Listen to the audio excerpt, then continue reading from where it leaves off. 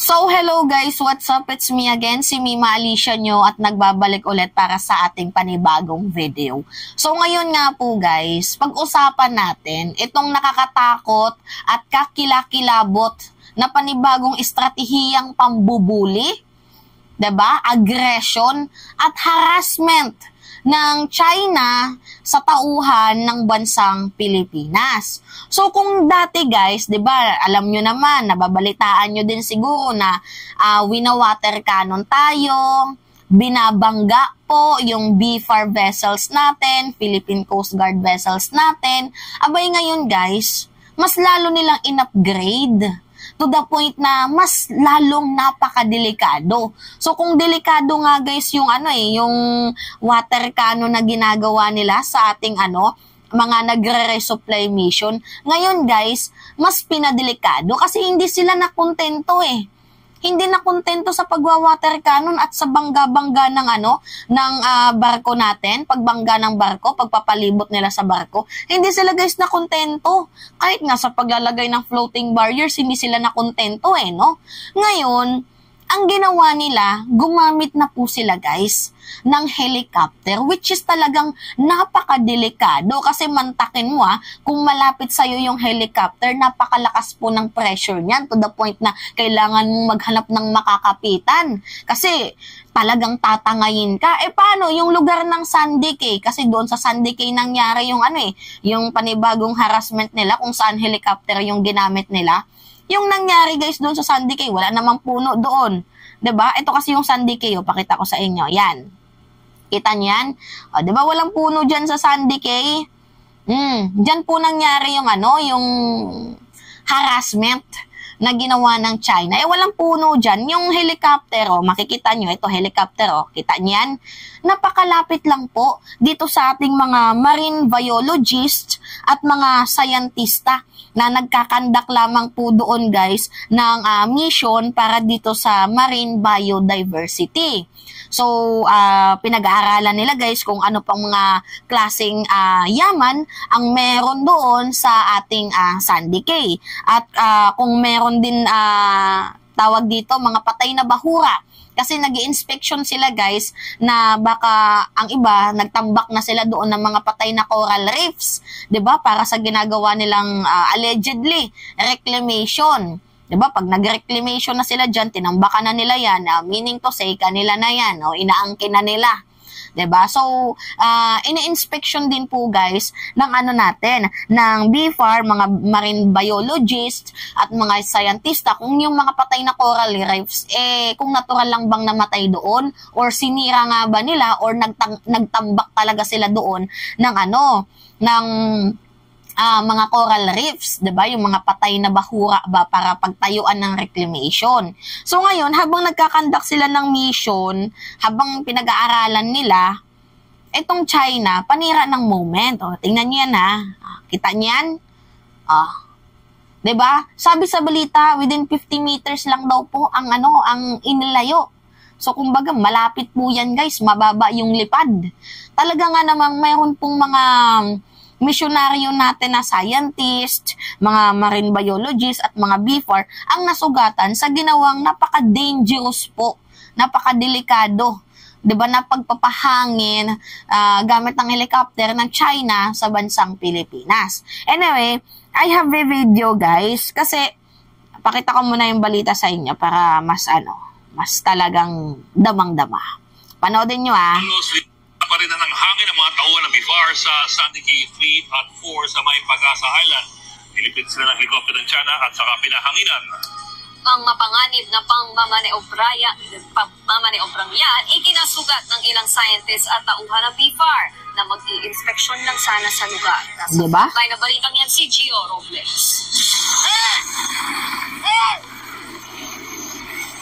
Napapasigaw na lang ang mga Pilipinong marine biologist habang pinapahanginan ng helicopter ng Chinese Navy sa Sandy Cay 3 o Sandbar malapit sa Pag-asa Island.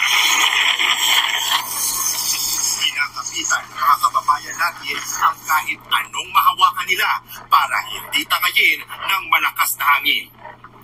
Paano sila makakakapit guys? Wala namang puno dyan. So, hanap sila ng paraan na pwede nilang gawin para hindi sila matangay. Kasi tingnan nyo guys, oh. Diba? Nakikita niyo yan, yung picture? Ganyan po guys, kadelikado. Ang ginawa ng China, talagang parang kulang na lang. Ilapag nila yung helicopter eh. Tapos ipitin nila, durugin nila itong ating mga kababayang Pilipino dyan sa sa Sandy Cay na nagkakandak lang naman ng marine biodiversity. Kasi guys, yung lugar na yan, atin naman yan po kasi guys yung inaangkin nila. At yun po yung nabalita nung nakaraang taon na parang pumutok na balita na kung saan mayroon pong kinakandak na reclamation doon sa sa Sandy Cay. So bali ang nangyari guys, tinatambakan nila ng mga patay na coral reefs. So, meaning to say, pag tinatambakan nila ng mga patay na coral reefs, parang magtatayo sila dyan. Hindi na lang natin alam, pero parang posibleng magtayo ng mga structural base. We do not know, kasi ang dami namang espasyo sa nyo, sa China. Dito pa talaga yung napusuan nyo sa namin, sa lugar namin, Kasi madudumi kasi yung dagat nila doon eh. Paano kasi polluted. Dito kasi sa amin, iniingatan namin yung dagat namin.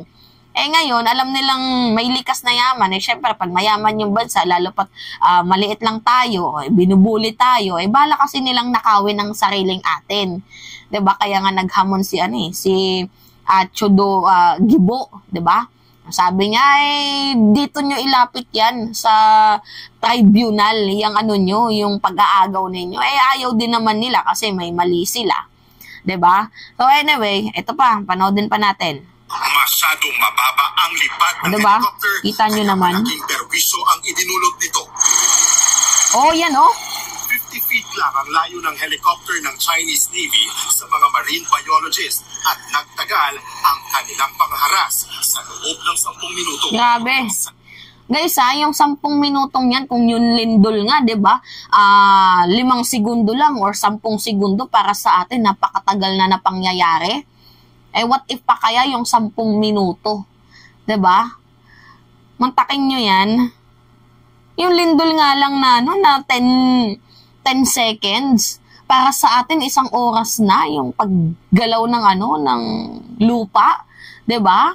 Nakakatakot na yun. What if pa kaya 10 minuto ang itinagal?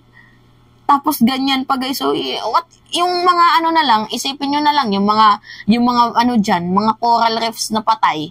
'Di ba? Magliliparan yan. Paano kung natusok yung mata nila? Kasi merong mga sugatan daw Sabi dito sa balita. Tingnan mo. Grabe, hindi talaga nakontento. Lakas ng hangin. Ilang scientist, crew ng Bureau of Fisheries and Aquatic Resources o BIFAR at miyembro ng media ang nasugatan sa insidente. Pati ang mga researcher divers nakarinig din daw ng malakas na tunog ng ping sa Sandy Cay 3. Dahil delikado. Kita mo, pati mga research, nadamay pa dito, dapat neutral. Alam nyo guys itong mga researcher na to, neutral yan. Kasi inutusan lang naman sila para inspeksyonin, 'di ba? Kung may patay ba na mga dyan, mga coral reefs, 'di ba? Na itinambak ng China, nag-inspection lang naman sila dyan. Neutral yung mga yan. Kasi kung hindi naman sila kinontak, hindi naman pupunta yung mga yan. Neutral yung mga yan. Dinadamay nitong mga Chekwa na to. Titilok talaga nitong mga hinayupak na to. Umatras na ang BIFAR. Pagdating nila sa Pag-asa Island Shelter Fort, ay agad binigyan ng paunang lunas ang mga sugatan. Malapit lang ang Sandy Cay 3 at Sandy Cay 4 sa Subi Reef na inaangkin din ng China. Oo, yan. Isa pa yan, yung Subi Reef na yan. Inaangkin din po yan ng China na napabalita nung nakaraang taon, September, kung saan pumutok din yung issue ni Robin Padilla na kinakampihan niya yung China. Tandaan nyo, yung September? 'Di ba? Yung sinasabi ni Padilla na kaya nyo ba? Kaya nyo ba? Na sumugod doon nang hindi kayo humihingi ng tulong sa Amerika. 'Di ba? Doon pumutok yung issue ni ni Robin. So doon din po yun guys yung yung inaangkin ng China kasi malapit kasi yan guys sa may Sandy Cay. Itong Sandy Cay na to guys, likas din madami tong likas na yaman. Eh, syempre, pag mayaman yung isang area, pag alam nilang syempre, mga mukhang pera din to. 'Di ba? Mayaman tayo sa oil, sa fish. 'Di ba? Mayaman tayo sa likas na yaman. Kaya nga yung mga diyan, yung mga marine biologists, nagkakandak ng marine biodiversity. So, tinitingnan nila kung ano pa yung mga bukod na yaman maliban sa isda, sa oil, yan, 'di ba? Tinitingnan nila kung ano pa mga posibilidad na yaman ang makikita diyan. Yun po yun. Eh, itong mga check na to, hindi ba makontento? Eh, gusto nila lahat kanila. 'Di ba? Pakinggan pa natin. Nangyari ang delikadong pagmaniobra ng helicopter ng Chinese Navy dito lang Sabado sa gitna ng maritime assessment ng BIFAR. Misyon nilang suriin ang marine biodiversity, partikular ang mga isda at ibang yamang dagat sa palibot ng mga sandbar. Tama. Bahagi rin ng pagsusuri na alamin kung may mga patay na bahura mula sa ibang lugar na itinambak sa mga sandbar. Yan yung sinasabi ko. Nauna sinuri ang Sandy Cay 1 at Tunong Huwebes. Dito nakita ng mga eksperto na unti-unti na ngang namamatay ang likas na yaman sa paligid ng Pag-asa Island. Ito talagang mga Chinese na to, wala talagang matino na gagawin. Alam nyo yun, yung tipong pinipreserve natin yung kayamanan tapos sila sinisira nila. Typical mindset ng mga crab mentality no? 'Di ba? Tapos pag binabaha, pag binabagyo, galit na galit. 'Di ba? Tingnan nyo, pag binabaha sila guys, talagang literal na nakakatakot. Partida tayo yung laging tinatamaan ng bagyo pero ang bilis nating makaahon. Eh sila, pag binabagyo sila, talagang literal na bagyo. Eh, dapat i-preserve natin yung mga likas na yaman, huwag sirain. Eh silang ginagawa nila, sinisira nila. O masira yung isang coral reef, o wala nang pagtitirahan ng bahay ng isda. 'Di ba? Kaya mahina yung huli ng isda kasi sinisira nyo yung coral reefs. Eh, ilang years yan bago isang dekada, bago mabuhay ulit yung mga coral reefs na patay na yan. 'Di ba? Kinumpirma rin ng mga marine scientists na hindi natural na species sa lugar ang mga durog na coral sa sandbar.